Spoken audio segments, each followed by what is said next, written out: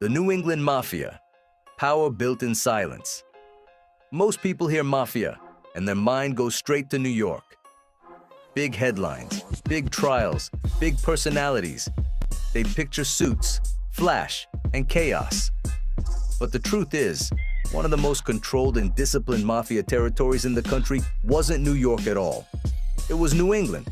And the reason most people don't talk about it is the same reason it lasted as long as it did. It stayed quiet. It stayed local. It stayed sealed. Because up here, the mafia didn't need to advertise. It didn't need noise. It didn't need mythology. It needed order. It needed systems. And it needed people who understood that the real power isn't in being seen. It's in being felt. In New England, that power centered around Providence, Rhode Island, Federal Hill, Atwells Avenue, streets that to outsiders look like restaurants and old brick buildings and history tours. But for decades, those streets were something else. A headquarters, a hub, a place where decisions were made and carried out without announcements. The name that sits at the center of this era is Raymond Patriarca. Not because he was the loudest, but because he was the most effective. He didn't operate like a celebrity boss. He operated like a quiet executive. And the way he ran things made New England different from almost every other mafia region in America. Other cities were divided, rival crews, competing bosses, ego wars that brought heat and attention. But New England stayed organized, unified, controlled. Not perfect, not peaceful, but structured. And structure requires rules. The most important rule wasn't written down anywhere, but everyone knew it. Silence. The old code. The one outsiders call omerta. In this world, silence wasn't about pride. It wasn't a slogan. It was the foundation. It was the lock on the door that kept the whole operation protected from the outside. And for a long time, it worked. Investigators could suspect. Newspapers could hint. Locals could whisper. But proving it was another story. The machine ran because nobody spoke loud enough to stop it. That's the part people miss about the New England Mafia. It wasn't built on noise. It was built on discipline. And like every system built on silence, it only takes one crack to change everything. That crack is coming. And when it arrives, it doesn't just expose crimes, it exposes the entire structure behind them. One boss, one territory. What made New England dangerous wasn't violence. It was efficiency. While other mafia families fought over territory, New England operated under a single chain of command. One boss, one hierarchy, one center of gravity. Raymond Patriarca didn't just control Providence, he controlled the region. From Rhode Island, influence stretched north into Boston and Worcester, west toward Springfield, and down into parts of Connecticut. Crews operated locally, but authority flowed upward. Decisions didn't get made in the streets. They got approved quietly, behind closed doors, long before anyone ever saw a result. This was rare. Most mafia regions fractured under pressure. Egos clashed. Alliances shifted. Power struggles created chaos. But Patriarca understood something most bosses didn't. Control doesn't come from fear alone. It comes from predictability, from knowing the rules won't change tomorrow. Patriarca didn't need to show force often because everyone already understood the consequences. Discipline replaced spectacle. Silence replaced swagger. And that kept the tension away. His headquarters reflected that mindset. Not a nightclub, not a mansion, a vending machine business, Coinomatic, a place that blended into the neighborhood, a location that didn't invite curiosity. From that office, he summoned captains, resolved disputes, approved contracts, and issued decisions that affected thousands of lives, without ever raising his voice. Even Boston, with its independent crews and Irish gangs, had to operate carefully. Pushing too far meant disrupting a balance that Providence controlled. And once that balance was disturbed, consequences followed, not loudly, but permanently. Law enforcement struggled to map this structure because it didn't leave obvious fingerprints. Meetings were quiet. Orders were indirect. Violence, when it happened, was purposeful and rare.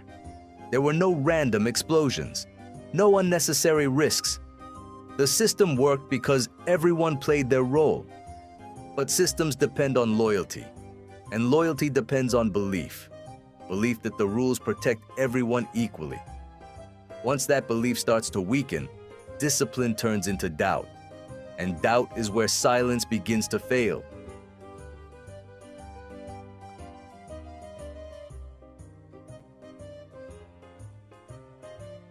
Omerta. Was the infrastructure people misunderstand Omerta because they treat it like a moral code, like it was about honor or pride or tradition. In New England, Omerta wasn't philosophical. It was practical. It was infrastructure. Silence was the load-bearing wall. Every racket depended on it. Gambling only worked if nobody talked. Loan sharking only worked if victims stayed quiet. Union control only worked if negotiations happened off the record. Even violence depended on silence, not just after it happened, but before. Planning stayed internal. Execution stayed precise. Exposure stayed minimal. This wasn't loyalty in the emotional sense. It was mutual survival. If one man talked, everyone paid. So everyone had a reason to keep their mouth shut. That understanding created a kind of discipline that outsiders couldn't penetrate. Guys didn't need to be reminded. They didn't need speeches. They knew the math. Prison sentences were expected. They were part of the deal. A stretch inside didn't make someone a victim. It made them reliable. Doing time without cooperating meant your family was looked after. It meant your name stayed clean. It meant you still belonged. That's why federal cases stalled.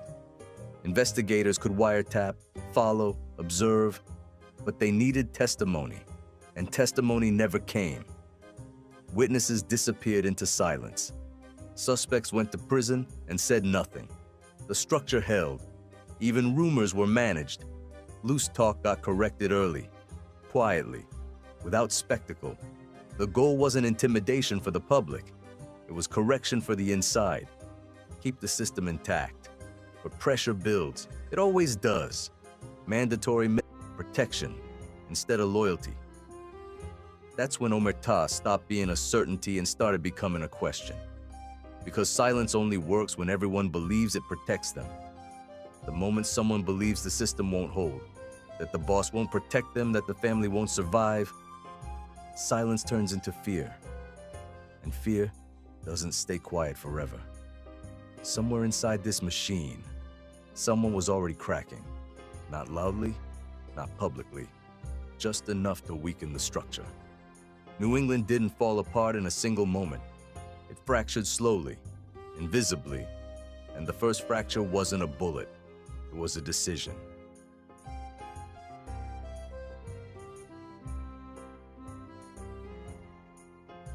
The silence before the break. Every system gives off warnings before it fails. They're quiet, easy to miss, especially in a world built on silence. By the late 1960s, pressure was coming from every direction. Law enforcement had adapted. Federal prosecutors stopped chasing small charges and started building long-term cases. Wiretaps improved. Surveillance got smarter. Sentences got heavier. The cost of staying silent was rising. Inside the organization, the rules hadn't changed, but the world around them had. Younger guys didn't see the same guarantees the older generation believed in. Loyalty still mattered, but trust began to thin.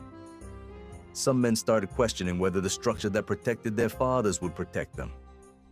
Others felt expendable, replaceable, easy to sacrifice. And that's where silence becomes dangerous. Because Omerta only works when everyone believes the system is fair. Once that belief cracks, discipline turns into resentment. And resentment doesn't stay hidden forever. Providence still looked calm. Federal Hill still functioned. Coin-O-Matic still opened its doors. On the surface, nothing had changed. But underneath, the balance was shifting. Conversations stopped being certain. Meetings became cautious. Decisions carried hesitation. The machine was still running, but it wasn't as tight. Somewhere in this world was a man who had done what was asked of him. A man who had enforced rules, carried out orders, and accepted consequences. And that man was starting to believe the silence no longer protected him. That belief would change everything. Not all at once, not in public, but permanently. Because once one person decides the rules don't apply anymore, the entire structure becomes vulnerable. And when silence breaks, it doesn't just expose crimes, it exposes the truth behind them. Episode 1 ends here, because the next chapter isn't about power, it's about betrayal, and the name attached to it would echo through New England for decades. Joe Barboza.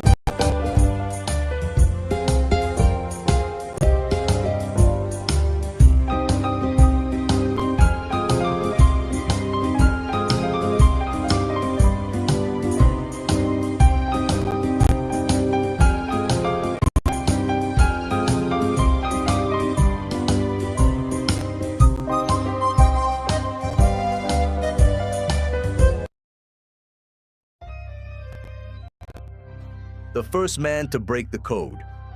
For decades, silence protected the New England Mafia. But silence only works as long as everyone believes in it. Joe Barboza didn't grow up dreaming of power. He wasn't a planner, a negotiator, or a diplomat. He was an enforcer.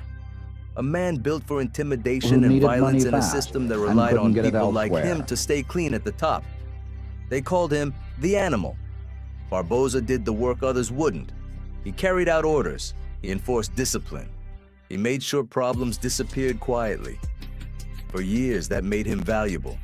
And in this world, value was protection. Until the pressure changed. By the late 1960s, Barboza's usefulness started to outweigh his safety. Arrests came faster. Charges stacked higher. Promises from above felt thinner. The system that once shielded him now felt distant, calculated, and cold. This is the part most mafia stories skip. Men don't break omertà because they suddenly lose loyalty. They break it because they believe loyalty has already been broken. Barboza wasn't afraid of prison. He was afraid of being forgotten inside it. Afraid that the people he protected would survive comfortably while he carried the weight alone. Federal prosecutors understood that fear. They didn't appeal to conscience. They appealed to time. Decades instead of years. Life instead of release. Then they offered something New England had never truly faced before. A choice. Stay silent and disappear into the system. Or talk and rewrite the rules. When Joe Barboza made his decision, it wasn't emotional. It was calculated. He didn't whisper. He testified. In open court. On the record. against men who had ruled New England quietly for years. That single act didn't just damage the organization, it exposed it. Providence felt it first, then Boston, then the rest of New England. Investigations gained breaking the code doesn't mean escape, doesn't end the story. It only changes how it ends.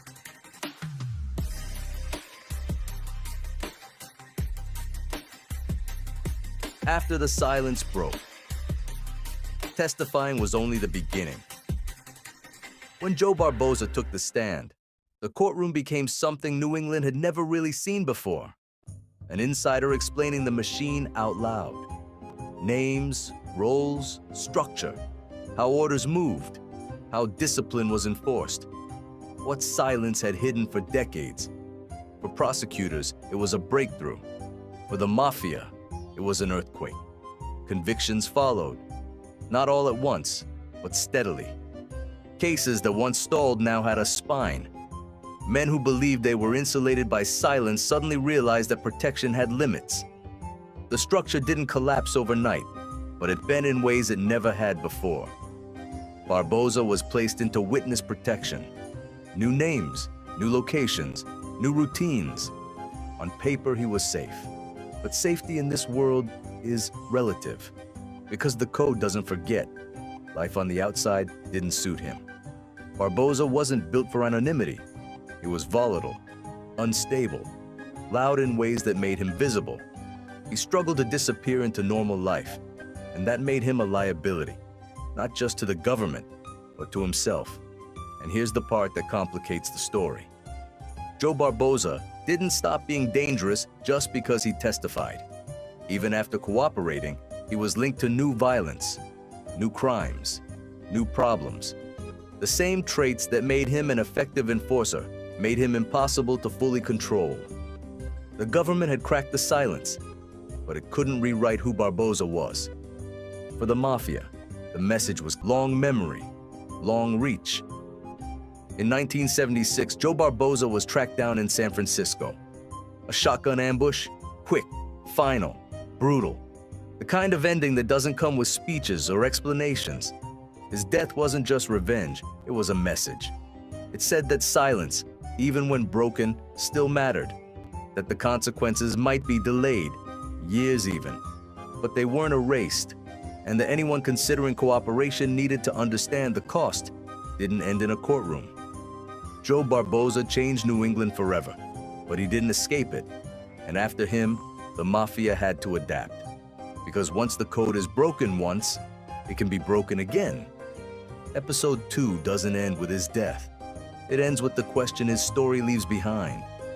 If silence no longer guarantees survival, what does loyalty even mean?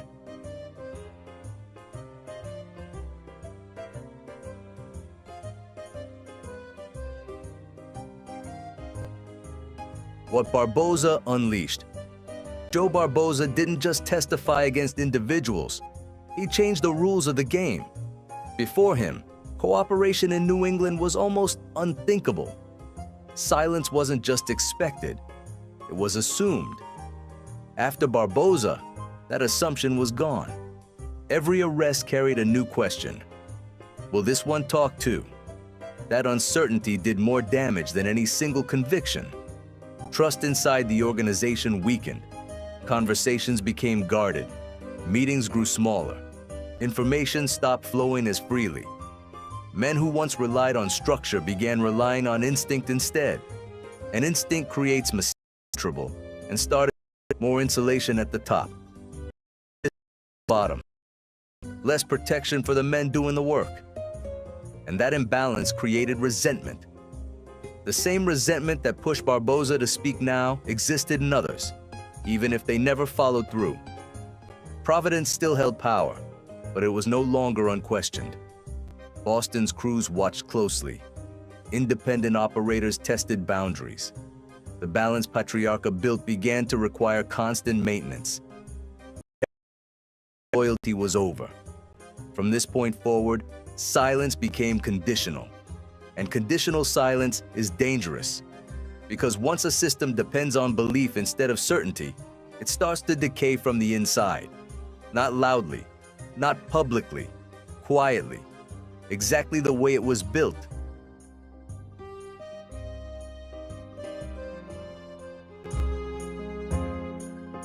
The only answer to Raymond and his emissary. At first it used to reach me, being farm in a canary bed. It doesn't reach me anymore, because I have a purpose in life. I have only one purpose, and that is, the best way I can put it is to get a peace of mind.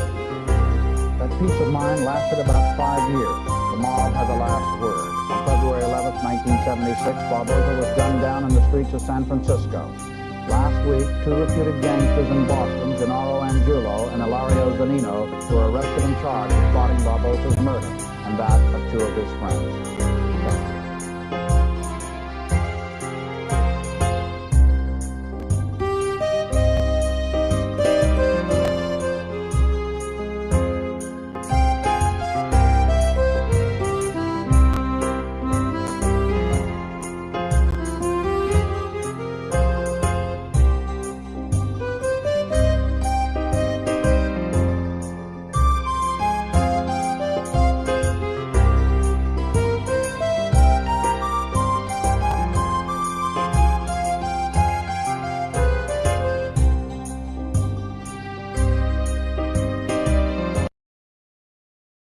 Boston tests the balance. Joe Barboza's betrayal didn't just damage the New England Mafia, it changed the atmosphere around it. Silence was no longer guaranteed, and once that certainty disappeared, power had to be tested. Boston was the first place to feel it. For decades, Providence had been the center of gravity. The Patriarca family didn't just control Rhode Island, they oversaw a regional structure that extended into Massachusetts and beyond. Boston operated within that structure, but never entirely comfortably. It had its own criminal ecosystem, its own crews, and its own traditions that didn't always align with Italian hierarchy. The balance worked because Providence enforced it. But after Barboza, that enforcement felt heavier, slower, more cautious. Providence had to turn inward, protecting leadership, managing damage, watching for more cracks. And when power looks distracted, it invites pressure. Boston noticed. The city wasn't controlled by one organization. Italian crews overlapped with Irish gangs, independent operators, and hybrid alliances that moved differently than traditional mafia families. The Winter Hill Gang, in particular, had never fully accepted outside authority. They cooperated when it made sense and resisted when it didn't. What changed after Barboza wasn't loyalty, it was confidence. Boston crews began testing boundaries, not openly, not violently, subtle moves, pushing into rackets that once required approval, delaying payments, negotiating harder, watching to see what would be enforced and what would be tolerated. Providence still had power, but it now had to prove it. Meetings grew quieter, decisions took longer. Orders were delivered indirectly. Trust was no longer automatic. It had to be assessed, and assessment creates hesitation. For Irish crews, this mattered. They weren't bound by omertà. They didn't share the same fear of internal discipline. What they respected wasn't tradition, it was leverage, and leverage was becoming visible. This wasn't rebellion, it was positioning. Because when a structure weakens, the first move isn't war, it's testing. And testing always comes before escalation. New England was no longer operating as a single silent machine. It was becoming a contested space, one where authority could be questioned and consequences were no longer immediate. Episode 3 isn't about a single clash or a single gang. It's about what happens when power stops being absolute. And everyone realizes the old rules may not hold.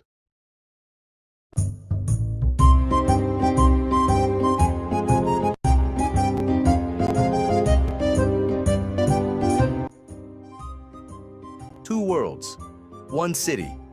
Boston didn't just challenge Providence because of ambition. It challenged Providence because it was built differently. Italian mafia power depended on hierarchy, approval, structure, silence. Boston's Irish crews didn't operate that way. Groups like the Winter Hill Gang weren't interested in tradition or titles. They weren't raised on omertà. They didn't wait for permission unless it benefited them. Their loyalty was personal, not institutional, and that made them unpredictable. For years, coexistence worked because boundaries were understood. Italians controlled certain rackets. Irish crews controlled others. When lines blurred, Providence stepped in quietly and reset the balance. But after Barboza, that reset button didn't feel as reliable. Irish crews noticed something important. Enforcement had slowed, not disappeared, but softened. That hesitation mattered, because hesitation tells opportunists exactly how far they can push. Boston's underworld became a place where rules were negotiated instead of obeyed. Agreements became temporary. Respect became conditional. And when respect becomes conditional, it stops being protection and starts becoming leverage. Providence still expected deference. Boston began expecting concessions. This wasn't about disrespect. It was about momentum. Italian crews still had numbers, reach, and history. But Irish crews had flexibility. They adapted faster. They moved quicker. And they didn't fear internal punishment the same way Mafia soldiers did. That difference created friction. Meetings grew tense. Messages got misunderstood. Silence, once calming, now felt suspicious. Every delay carried meaning. Every unanswered request felt intentional. Both sides were watching the same thing happen and interpreting it differently. Providence saw disobedience. Boston saw opportunity. And neither side believed the other would make the first violent move. That belief was the most dangerous thing of all.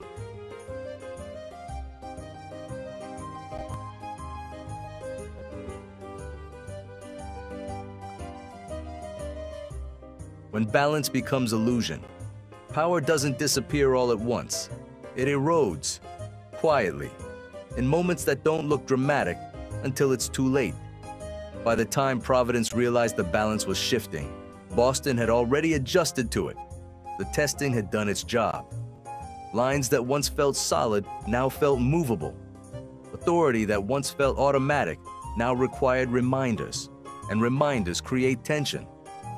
Italian leadership still believed structure would hold, that history would correct the moment, that tradition alone carried weight.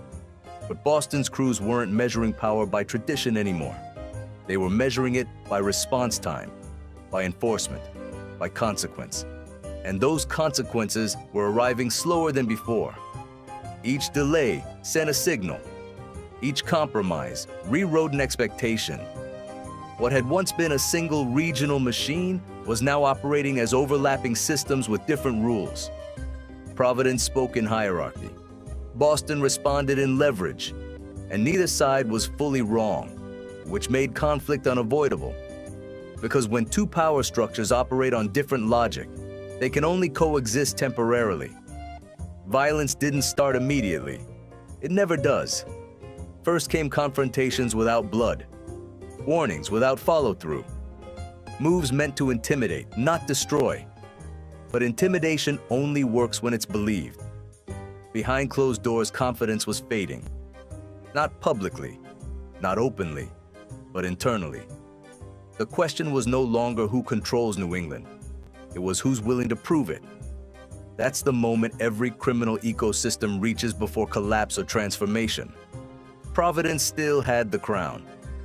Boston now believed the crown could be tested, and once that belief takes hold, restraint becomes impossible. Episode 3 ends here, at the exact moment when balance stops being real and starts being remembered. Because what comes next isn't negotiation, it's violence. And the next chapter of this story isn't about silence, structure, or testing. It's about blood, alliances, and consequences that can't be undone.